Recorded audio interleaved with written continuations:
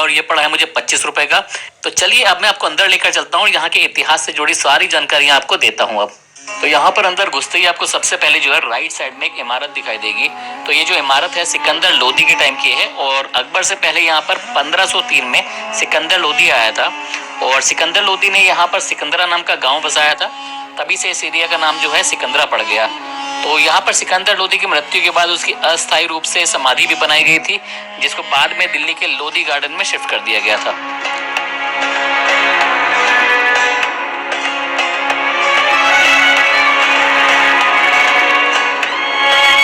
दोस्तों ये है कांच महल। तो अकबर का जो बेटा था जहांगीर, उसने ये कांच महल बनवाया था और इसको बनाने के लिए जो है 14 साल लगे थे। तो 1605 से 1619 के बीच में ये बनकर पूरा तैयार हुआ था। तो आप शायद सोच रहे होंगे कि इतनी सी बिल्डिंग तैयार करने के लिए इतना समय क्यों लगा। तो उसके पीछे का रीज़न ये है कि जहांगीर जब भी ड्रिंक किया करता था तो उसी समय पर यहाँ पर जो है काम चला करता था, उसी समय पर इस कांच महल का कंस्ट्रक्शन हुआ करता था और 1-2 घंटे का जो भी समय वो ड्रिंक करता था और बाकी समय पर यहाँ पर कोई काम नहीं चलता था। तो यहाँ पर आपको जो भी डिज़ाइन नज़र आ रहे हैं, जैसे कि सुराही के, ग्लास के, प्लेट के, डिश के वगैरह जो भी डिज़ाइन नज़र आ रहे हैं, तो सारे इसी कारण नज़र आ रहे हैं। ऊपर के हिस्से में जितना भी नीले रंग का आपको दिखाई दे रहा है, जो भी नज़र आ रहा है आपको पूरा हिस्सा, वो पूर्णमासी की रात को यानी कि फुल मून नाइट को जो है पूरा चमका करता था। तो ये जो कांच महल है उस समय पर जहांगीर का गेस्ट हाउस हुआ करता था और यहाँ पर बैठकर वो ड्रिंक किया करता था। इसको ड्रिंक करने के लिए भी इस्तेमाल किया करता था, मतलब वो। तो अकबर ने ये जगह ये सोचकर चुनी थी कि उसके परिवार से जिसकी भी मतलब मृत्यु होती रहेगी, उनकी कब्र जो है यहीं पर बनती चली जाएगी। लेकिन ऐसा पॉसिबल नहीं हो पाया और जो भी बादशाह लोग मरते गए उनकी वहीं पर कब्र बनती चली गई। अकबर की 3 वाइफ थी। पहली वाइफ का नाम था रुकैया बेगम, दूसरी वाइफ का नाम था जोधाबाई जो हिंदू राजपूत थी और आमेर के राजा भरमल की बेटी थी, और तीसरी वाइफ का नाम था सलीमा बेगम। तो अपनी तीनों ही बीवियों के साथ मिलकर अकबर ने 1582 यानी कि 1582 में एक मजहब की शुरुआत करवाई थी, जिसको बोला जाता था दीन-ए इलाही। तो इस धर्म के मुताबिक वो हिंदू, मुस्लिम और बाकी के मतलब जितने भी धर्म है सबको एक साथ जोड़ना चाहते थे और ये चाहते थे कि सबके बीच में प्यार बना रहे।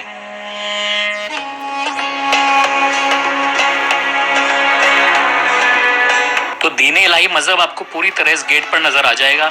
ये जो 172 फीट ऊंची मीनार है, इस पर आपको नीचे से लेकर ऊपर तक मुस्लिम डिजाइन देखने मिल जाएगा। ऊपर में 2 छतरी लगी हुई हैं, ये एक हिंदू डिजाइन है। इसमें स्वास्तिक बना हुआ है रेड और ब्लैक कलर में, जो एक हिंदू डिजाइन है।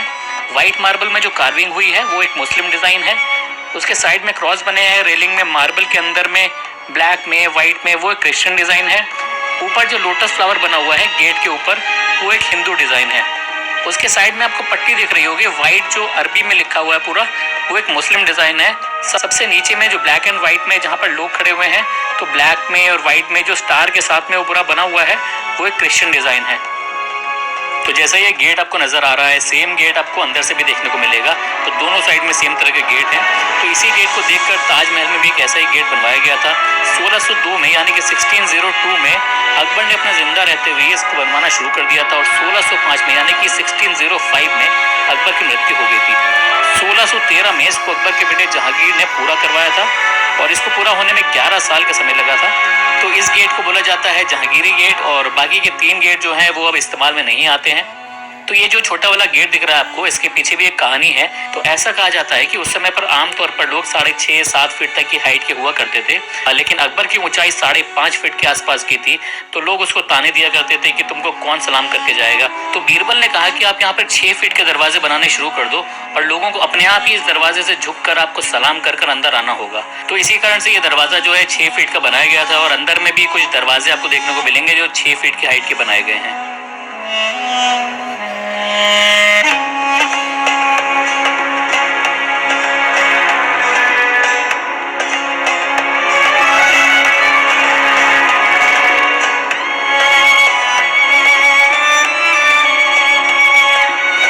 तो यहाँ पर आप देखेंगे कि 2 अस्तबल बने हुए हैं जो कि घोड़े बांधने के लिए इस्तेमाल हुआ करते थे उस टाइम पर। और यहाँ पर 25-25 एकड़ के 4 प्लॉट्स हैं जिनमें गार्डन्स बने हुए हैं। 2 आगे की तरफ हैं ऐसे प्लॉट्स और 2 पीछे की तरफ हैं। और 19 एकड़ में बनी हुई है ये लाल पत्थर की इमारत। तो टोटल एरिया इसका है 119 एकड़।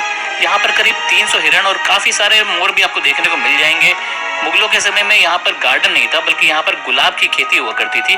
तो गुलाब के फूल भर के यहाँ के सेंटर टैंक्स में डाल दिए जाते थे। यहाँ पर ऐसे 8 टैंक्स हैं पानी के, यानी कि हर गेट पर ऐसे 2 टैंक्स हैं। तो इनमें पानी डालने के बाद गुलाब डाला जाता था तो बन जाता था गुलाब जल।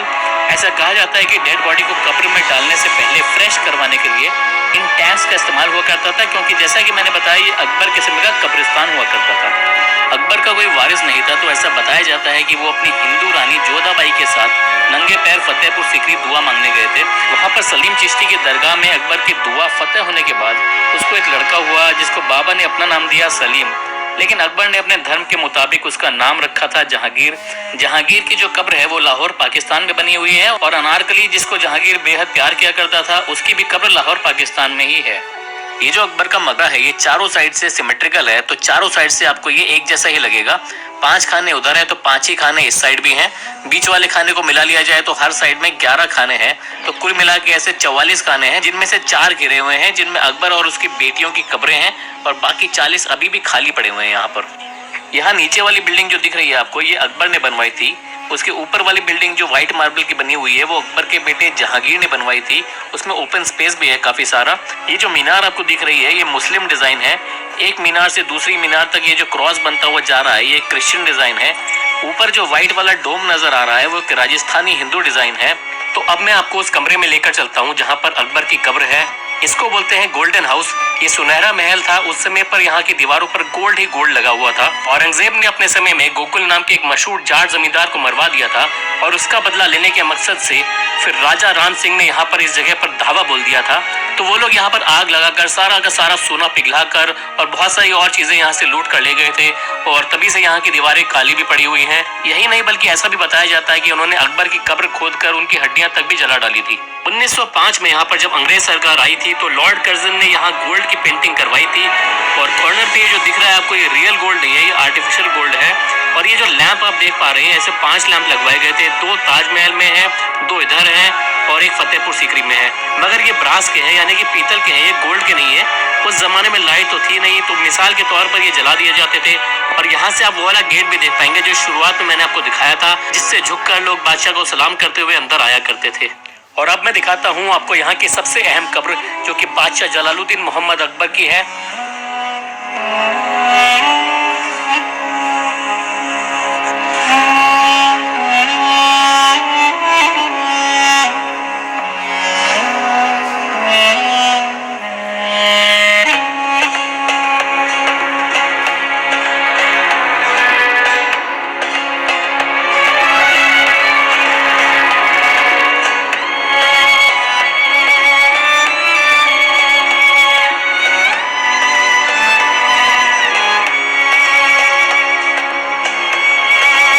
यहाँ पर अकबर के बराबर वाले कमरों में अकबर की 2 बेटियों की कब्रें हैं, जिनमें से एक है आरम बानो की और दूसरी है शकरुन्निसा की, और तीसरी वाली कब्र जो है वो औरंगजेब की बेटी ज़ेबुन्निसा की है। ये वाला जो डिजाइन है ये दूर से कुछ और पास से कुछ और ही नजर आता है। ताजमहल पर भी आपको सेम इसी तरह का डिजाइन देखने को मिल जाएगा। 1984 से यानी कि 1984 से ये ऊपर जाने का रास्ता बंद किया हुआ है। ये अकबर की बेटी शकरुन्निसा की कब्र है। सामने में इसका नाम भी लिखा हुआ है उर्दू में। ये एक लेडीज कब्र है, इसलिए इस पे पट्टी लगी हुई है। जेंट्स की जो कब्र होती है वो थोड़ी उठी हुई होती है, जैसे कि आपने अकबर की कब्र देखी होगी तो थोड़ी उठी हुई थी, प्लेटफॉर्म पे बनी हुई थी एक। इसके साइड में जो आपको दिख रही है इसके 2 बच्चों की कब्र है, एक लड़का और एक लड़की। 5-6 साल में ही उनकी मृत्यु हो गई थी। दवाइयाँ उस टाइम होती नहीं थी, तो जड़ी बूटियाँ चलती थी तो चलती थी, वरना लोग जल्दी ही मर जाते थे। ये वाली जो कब्र है वो अकबर की दूसरी बेटी आरम बानो की है, और उसके साथ में कब्र है बच्चे की जो कि 12 साल की उम्र में ही मर गया था। ये वाली जो कब्र है वो औरंगजेब की बेटी ज़ेबुन्निसा की है। इसकी शादी नहीं हुई थी, इसलिए इसके साथ में आपको और कोई कब्र भी नहीं दिखेगी।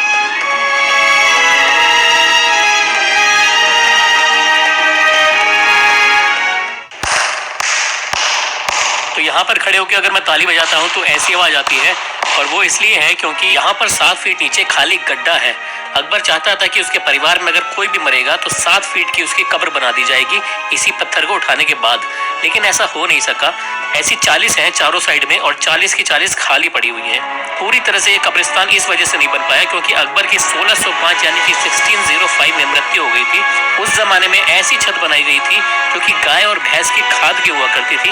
अभी इसको 400 साल हुए हैं, अगर इसको 1000 साल भी हो जाएंगे तो इसका कुछ नहीं बिगड़ेगा, क्योंकि जब इस पे बारिश का पानी पड़ता है तो ये छतें और ज्यादा मजबूत हो जाती है। ये जो डायमंड जैसा डिजाइन आप देख रहे हैं ये उस समय का टेलीफोन सिस्टम हुआ करता था। तो यहाँ पर एक कहावत भी बिल्कुल फिट बैठती है कि दीवारों के भी कान होते हैं। तो यहाँ पर अगर आप एक दीवार के पास में जाकर बात करेंगे तो दूसरी दीवार पर आपको बिल्कुल साफ आवाज सुनाई देगी। आप में से कुछ लोग अगर लखनऊ के बड़े इमामबाड़े में गए हैं तो आपने वहां भी कुछ ऐसा ही देखा होगा।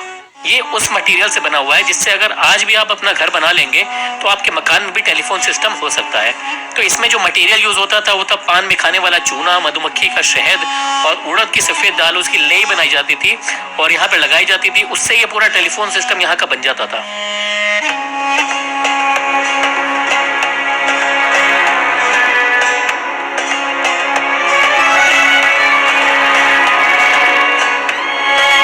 एक आखिरी चीज मैं यहाँ की आपको दिखा देता हूँ। ये एक पीछे का दरवाजा है। तो ऐसा कहा जाता है कि जब भरतपुर से राजा राम सिंह यहाँ पे औरंगजेब से बदला लेने आए थे तब उन्होंने इस पूरे दरवाजे को ध्वस्त कर दिया था।